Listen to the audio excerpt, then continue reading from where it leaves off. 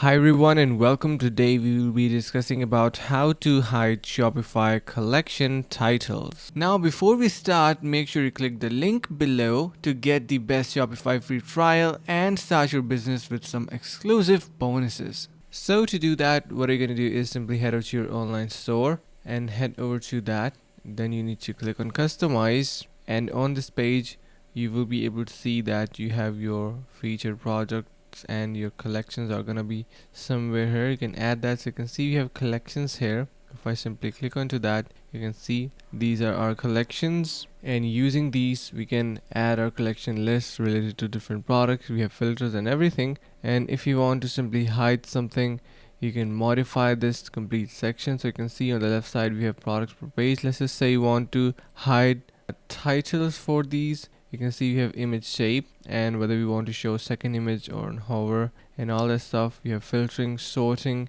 and everything could be completely customized from this section. And yeah, I hope this is going to be helping you guys out, and if it does, then you can consider subscribing to our channel, and hope this video was helpful. Finally, make sure to click the link in the description below to take advantage of our exclusive Shopify free trial to start your business right away.